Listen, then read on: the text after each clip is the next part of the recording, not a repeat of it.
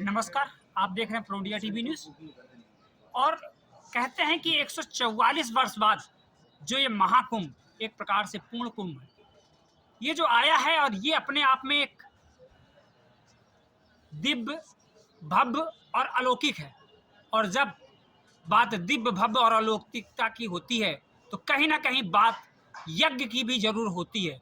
और चूंकि इस समय हम लोग पंचायती अखाड़ा श्री निरंजनी के शिविर में हैं और हमारे मध्य में महामंडलेश्वर अन्नपूर्णा जी यहाँ पर हैं, जिनके द्वारा हो रहा है, क्योंकि परम पूज्य श्री महंत गुरु जी जो रविंद्रपुरी जी महाराज जी हैं, उनके सानिध्य में यहाँ अविरल लगभग 1008 घंटे का माँ बगुलामुखी महायज्ञ निरंतर चल रहा है, जो कहीं ना कहीं ये बताता है कि सनातन संस्कृत अभी भी प्रबल है और विश्व पटल पर कहीं ना कहीं अखंड भारत की भी नींव यहाँ पड़ रही। तो माता जी की जुबानी हम जानते हैं महाकुंभ में लिखी जा रही है विश्व पटल पर क्या कहानी। हर हर महादेव। आप सबके लिए बहुत सारा आशीर्वाद, बहुत सारा साधुवाद और बहुत बहुत शुभकामनाएं, बधाई इस महापर्व के लिए। संदेश तो केवल एक ही है कि हमारा सनातन का जो अर्थ है, शाब्दिक अर्थ है कि जिसका ना आदि है ना अंत है, ठीक उसी प्रकार से सभी सनातनी जो है इसी परिपाटी को चलाते हुए विश्व के पटल पर धर्म ध्वजा को फहराए और धर्म ध्वजा जो है सब सर्वोच्च होकर के लहराती रहे। इसी उद्देश्य के साथ में हमने इस बार 8वीं महाशक्ति, 10 महाविद्याओं में से 8वीं महाविद्या माँ बगलामुखी का जो है आह्वान किया है इस महाकुंभ में, जो कि हाल फिलहाल के कुंभ या अर्ध कुंभों में पहली बार ऐसा हो रहा है।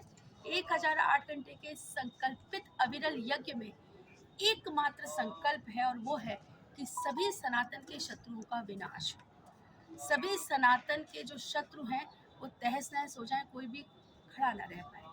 लेकिन उसके साथ में हृदय विदारक घटना जो 29 मौनी अमावस्या की रात्रि में हुई है और जिन सनातनी भाई बहनों को हमने खोया है, उसका कष्ट बहुत ज़्यादा है। इतना ज़्यादा है कि जिस दिन से ये घटना हुई उस घटनाक्रम के बाद जो है मन इतना विचलित था कि सब कुछ छोड़ के जाने को मन था, लेकिन फिर भी क्योंकि माँ तो संकल्पित है और ये सृष्टि में आना जाना चला रहता है, तो साधु संत होने के नाते जो है इन अप्रिय घटनाओं को स्वीकारते हुए भी प्रकृति का जो भी कार्य है, धर्म का जो भी कार्य है चलता रहे, उसका हम निर्वहन कर रहे हैं। और 12 तारीख को पूर्णिमा है। उस पूर्णिमा के दिन मैंने स्वयं अपने निजी शिविर पर जो लोग दिवंगत हो चुके हैं, जिन लोगों को यहाँ पर निश्चित तौर पर मोक्ष की प्राप्ति हुई है, उनके लिए, उनकी आत्मिक शांति के लिए यहाँ पर तर्पण का कार्यक्रम भी रखा है।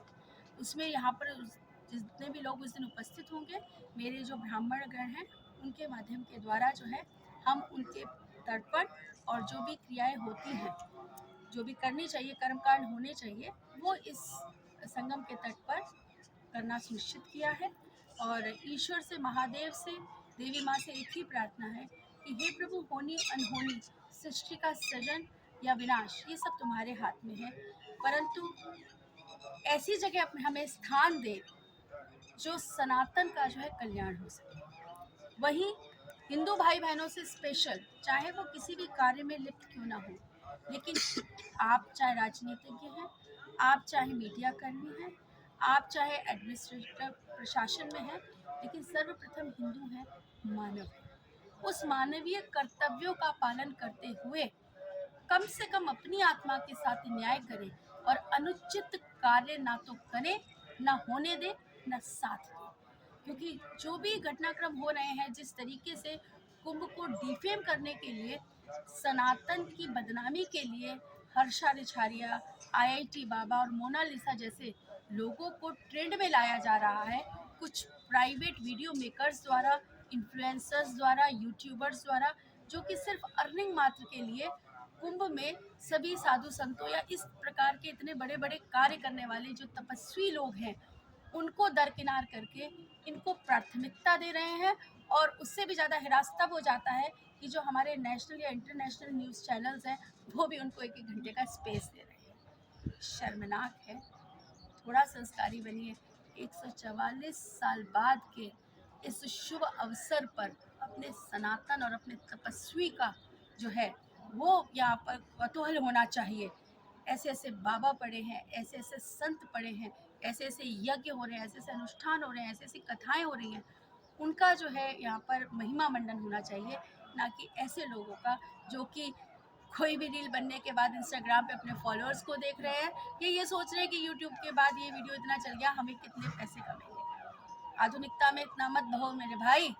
जो अभी हमने लोगों को खोया है तो पल का कुछ पता नहीं है। इस पैसे को ना तो छाती पे रख के लेके जाओगे, ना ओढ़ोगे, ना बिछाओगे। तो जब महादेव का आदेश आ जाएगा ना, तो तुम कुछ नहीं कर पाओगे। इसलिए भौतिकवादिता और आधुनिकता से हट करके सत्य को, धर्म को दिखाते हुए, मानते हुए, कर्तव्यनिष्ठ होते हुए कुछ दिन के लिए तो अपने और अपने सनातन के साथ न्याय करें। वाकई कहीं ना कहीं बंद शब्दों में एक चीज बाहर भी निकल आई कि कहीं ना कहीं अब एक विषय और आता है, और माता जी से हम एक बार फिर से कहने का आग्रह करेंगे कि क्या अब सुनिश्चित होना चाहिए कि सनातन धर्म बोर्ड बनना ही जरूरी है, क्योंकि कहीं ना कहीं इस तरह का एक बहुत सारी चीजें हैं, क्योंकि बहुत सारे लोग हम लोगों के धर्म की आड़ में आते हैं और बहुत सारी दूसरी चीजें कर जाते हैं। तो हमें भी कहीं ना कहीं, हम लोग मीडिया कर्मियों को भी कहीं ना कहीं लगता है कि इस तरह का एक बोर्ड ऐसा होना चाहिए। देखिए इस तरह का देखिए एक चीज समझ लीजिए, सनातन बोर्ड होना चाहिए नहीं होना चाहिए ये बड़े लोगों की बात है। मैं उस पर कुछ भी टिप्पणी नहीं करना चाहूँगी, क्योंकि अखाड़ा परिषद के बड़े बड़े संत, बड़े बड़े लोग इसमें इन्वॉल्व हैं।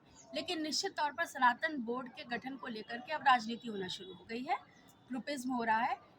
मेरा तो सिर्फ एक ही डिमांड है, वक्फ बोर्ड खत्म होना चाहिए, बात खत्म। वक्फ बोर्ड खत्म तो सनातन तो अपने आप जिंदा है, फिर बोर्ड की हमें आवश्यकता क्या।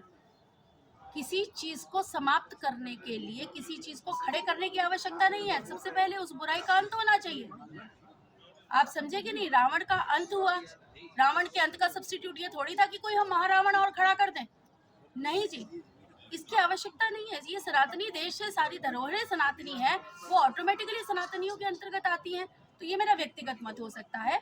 बोर्ड का गठन तो यानी कि इसका मतलब हम अपने आप को सीमित कर रहे हैं, संकुचित कर रहे हैं। उससे तो फिर ये हो जाएगा कि 4 मंदिर मेरे, 2 मस्जिद तेरी, उस पर ठप्पा लग गया। नहीं साहब, जो मस्जिद भी बनी है वो मेरे मंदिरों पे बनी है।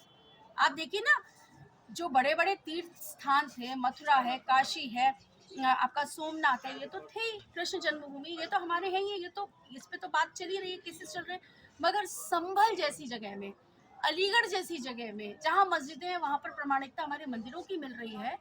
तो सनातन बोर्ड तो तब बने जब, यानी सनातन बोर्ड का मतलब हम सीमित हो जाएंगे।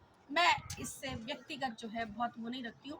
मैं केवल एक बात से बात रखती हूँ कि वक्फ बोर्ड जैसी चीज समाप्त होनी चाहिए, जो अनैतिक तरीके से केवल शक्ति के दम पर, सिस्टम में होने के दम पर कांग्रेसियों द्वारा लाई गई थी और बनाई गई। सिस्टम खत्म हो जाएगा तो सनातन ही सनातन है, फिर है क्या, फिर बोर्ड क्या। वाकई एक चीज बिल्कुल क्लियर हो गई, क्योंकि ये देश सनातन का है और यहाँ पर सनातन का ही परचम कहीं ना कहीं लहराना चाहिए। इसलिए वक्फ बोर्ड समाप्त होना चाहिए। अब ये आवाज उठने लगी। बने रहे प्रो इंडिया टीवी न्यूज के साथ। धन्यवाद।